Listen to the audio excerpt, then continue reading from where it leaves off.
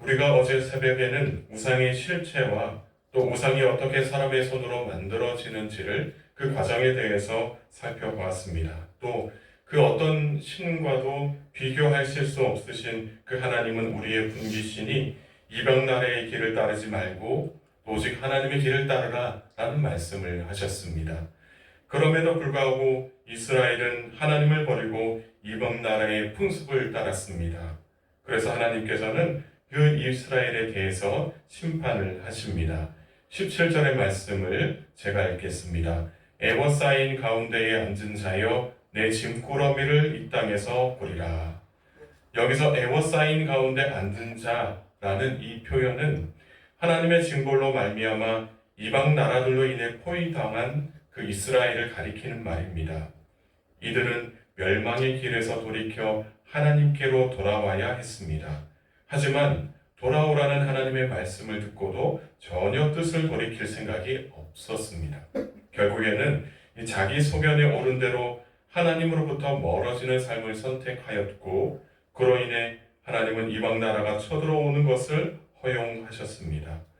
이스라엘이 이렇게 위급한 상황에 처하게 되었다는 것이죠. 결국에는 그곳에서 다른 곳으로 피난을 가야 한다라고 말씀을 하시는 것입니다. 하나님께서 이스라엘을 이렇게 징벌하시는 이유가 무엇이냐? 징계하신 이유는 그들로 하여금 깨닫게 하기 위함입니다. 지금까지 선지자의 입을 통해 하나님의 말씀을 들었지만 그 하나님의 경고의 의미를 깨닫지 못했다라는 것이죠. 하지만 예언하신 그대로 이방 나라가 쳐들어오게 되고 예루살렘이 멸망당할 때에야 그제서야 깨닫게 된다라고 말씀을 하십니다. 18절의 말씀도 제가 읽겠습니다. 여호와께서 이와 같이 말씀하시되 보라 내가 이 땅에 사는 자를 이번에는 내던질 것이라. 그들을 괴롭게 하여 깨닫게 하리라 하셨느니라. 하나님의 말씀은 거짓이 없습니다. 하나님을 믿으면 구원을 얻게 되지만 하나님을 떠난 이들은 심판을 받을 수밖에 없다는 것이죠. 과거에 하나님을 잘 믿었던 백성이라 할지라도 그들이 하나님을 떠나면 하나님의 심판에서 벗어나지 못한다는 것입니다. 그래서 하나님께서 말씀하시죠. 보라 내가 이 땅에 사는 자를 이번에는 내던질 것이다. 하나님께서는 이렇게 결단하셨습니다. 지금까지는 참으셨지만 이제는 가만히 있지 않겠다라는 말씀을 하시는 것입니다. 하나님의 심판은 반드시 이 땅에 임하게 될 것이고 그로 인해 세상 모든 사람들은 이렇게 양과 염소처럼 나뉘게 될 것입니다. 어떤 이는 영원한 생명을 얻어 구원의 기쁨을 누리게 되지만 어떤 사람들은 심판을 받게 되고 멸망당하게 될 것입니다. 여기서 언제 깨닫느냐가 굉장히 중요한데요. 심판의 때에 깨닫게 되면 아무런 소용이 없습니다. 심판의 때가 이르기 전에 하나님의 진노가 이 땅에 임하기 전에 우리는 말씀 안에서 깨닫는 자들이 되어야 한다는 것입니다. 영원한 생명을 주시고 하나님 나라의 백성으로 살게 하시는 그 하나님의 말씀을 깨닫고 하나님을 믿고 의지하는 저와 여러분 모두가 되기를 소망합니다. 19절에서 22절까지의 말씀은 이스라엘의 멸망의 소식을 전하고 나서 예레미야가 고뇌에 빠진 모습을 기록하고 있습니다. 이 19절의 말씀을 함께 읽겠습니다. 슬프다 내 상처요 내가 중상을 당하였도다. 그러나 내가 말하노라 이는 참으로 고난이라 내가 참아야 하리로다. 아멘. 예레미야를 가리켜서 눈물의 선지자라고 이야기를 합니다. 그렇다고 해서 예레미야가 절대로 약한 선지자다라는 것이 아닙니다. 하나님의 말씀을 힘있게 전하는 선지자였고 때로는 핍박과 또 박해도 있었지만 그것을 잘 견뎠던 선지자였습니다. 하지만 그를 가리켜서 눈물의 선지자라고 말하는 것은 그가 이스라엘을 위해서 조국을 위해서 눈물로서 기도를 했기 때문입니다. 그가 조국을 위해서 눈물로서 기도했던 이유는 나라를 사랑하는 마음이 컸기 때문입니다. 멸망당할 위기에 놓여 있는 조국을 보면서 너무나도 안타까운 마음에 하나님께 기도했습니다. 나라를 사랑한다면 나라의 위기와 문제를 보고서 가만히 있어서는 안 되겠죠. 나라를 사랑하는 마음이 크다면 이 나라와 국민들을 위해서 기도하는 우리가 되어야 한다는 것입니다. 하나님은 나라를 사랑하는 이의 간절한 기도에 응답하시는 분이십니다. 비록 이스라엘이 멸망당할 위기에 놓여 있었지만 예레미야와 같은 나라를 사랑하는 자들의 기도를 들으시고 하나님께서 움직이신다라는 말씀입니다. 여기서 예레미야가 슬프다라고 말합니다. 슬프다라는 말은 예레미야 선지자가 자주 사용한 감탄사입니다. 이 감탄사는 절망과 비탄을 나타내는 표현이죠. 나라를 바라보면서 너무나도 절망적이어서 너무나도 안타까워서 눈물로 표현한 것입니다. 눈물의 그 이야기를 표현한 것입니다. 또한 한편 내 상처여라고 하는 말은 작은 상처를 의미하기보다는 매우 심각하고 위중한 부상을 나타내는 말입니다. 그리고 내 상처라고 이야기하지만 실질적으로 예레미야가 입은 상처를 말하는 것이 아니라 여기서 나라고 이야기하는 것은 예루살렘을 이야기합니다. 이스라엘을 이야기하는 것이죠. 결국에는 심판으로 말미암아 입게 될 타격이 이스라엘이 꽤 크다. 이스라엘에 꽤 큰 그런 타격이 올 것이다. 라는 그런 말씀을 하고 있습니다. 그러나 하나님의 징계로 이스라엘이 큰 타격을 입어 고통을 당하게 되지만 하나님의 징계가 잘못된 것이거나 우리를 파멸시키기 위해서 하나님께서 이 징벌을 내리시는 것이 아니다라는 것을 우리는 알아야 합니다. 우리로 하여금 죄악이 무엇인지 깨닫고 돌아오게 하기 위한 그 하나님의 도구인 것을 깨닫고 또 우리가 이 고난 속에서 인내해야 한다는 것을 오늘 이 말씀 속에서 이야기하고 있습니다. 하나님의 진노가 무섭게 느껴지지만 결국에는 이 징계는 우리로 하여금 하나님의 뜻을 깨닫고 돌아오게 하려는 목적이었다라는 것을 우리가 잊지 말고 그 고난 중에도 하나님을 의지하면서 살아야 한다는 것이죠. 조금이라도 잘못하면 벌을 내리고 죽이는 다른 신들과는 다르게 오히려 하나님의 성품을 보면 하나님의 속성을 보면 이스라엘이 잘못을 했지만 그 잘못을 참고 또 참으시는 분이신 것을 우리가 성경을 통해서 알 수가 있습니다. 따라서 하나님은 징계도 당신의 백성들을 깨닫게 하기 위해서 돌아오게 하기 위해서 사용하신다는 것을 알고서 때로는 하나님의 그 진노가 무섭고 또 힘들어 보이지만 그 가운데서 하나님의 뜻을 깨닫고 하나님께 돌아오게 되는 그런 하나님의 백성이 되어야 한다라고 이야기를 하고 있습니다. 이스라엘 가운데 하나님의 진노가 임하게 되면 삶의 터전을 잃게 되고 가족이 강제로 해체당하게 된다 이야기하고 있습니다. 또한 다시는 공동체를 일으킬 자가 없을 것이다 라고 말씀하고 있습니다. 이러한 하나님의 징계, 하나님의 진노의 가장 큰 책임이 누구에게 있냐면 지도자들에게 있다라고 이야기하고 있습니다. 그래서 21절의 말씀을 보면 목자들은 어리석어서 여호와를 찾지 않았다라고 고발하고 있습니다. 하나님을 찾지 않는 것이 어리석은 일이다라는 것이죠.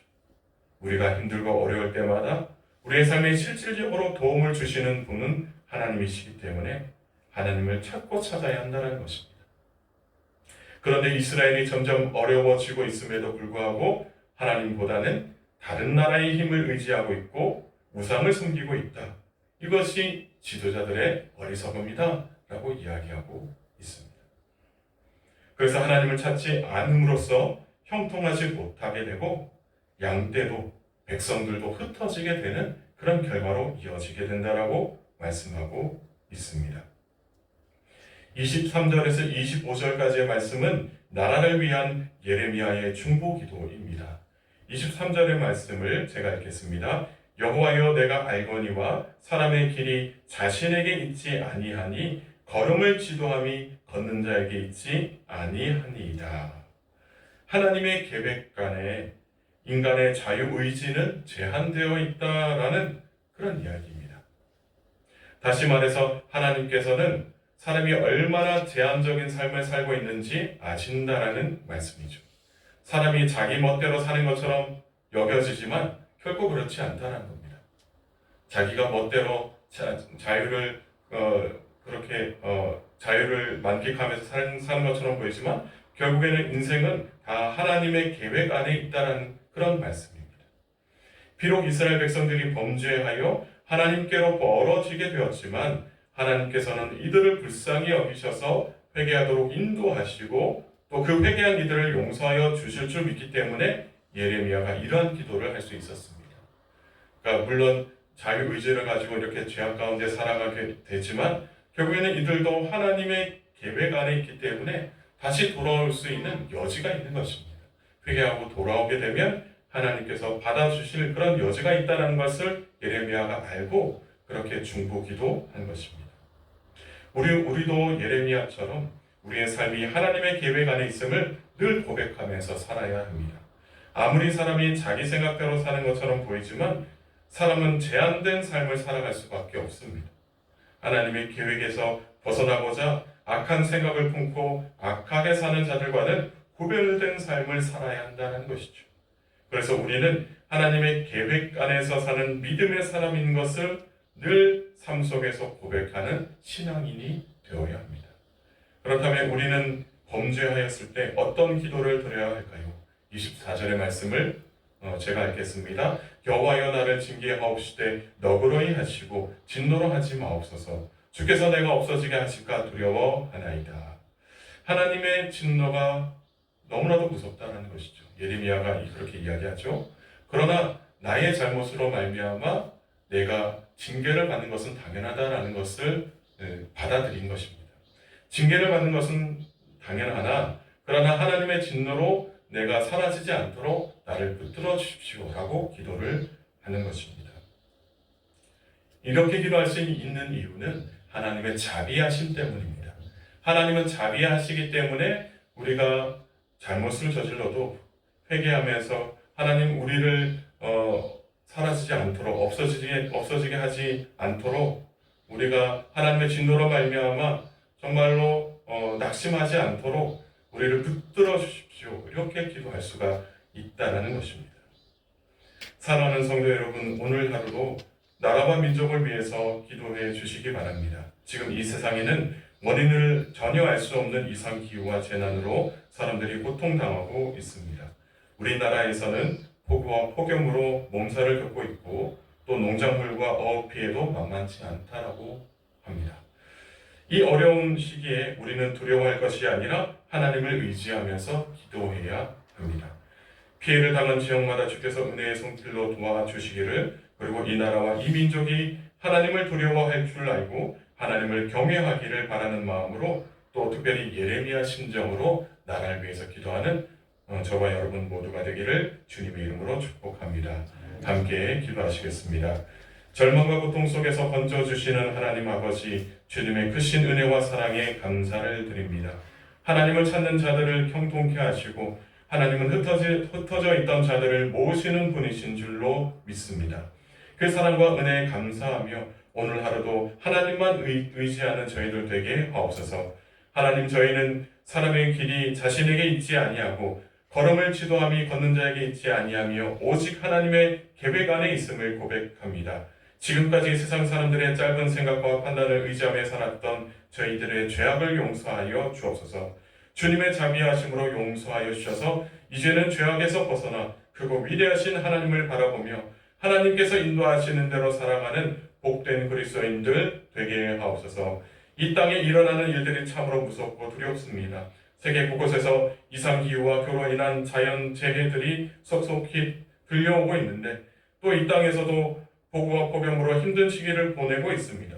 주님, 이 나라와 이 민족 그리고 세계 열방을 불쌍히 여겨주셔서 이 어려움에서 건져 주옵소서. 오직 하나님만이 우리를 도와주시는 분이신 줄로 믿습니다. 하나님의 손길로 온전히 우리가 아버지 안에 우리의 삶이 회복될 수 있도록 주님 은혜 베풀어 주옵소서.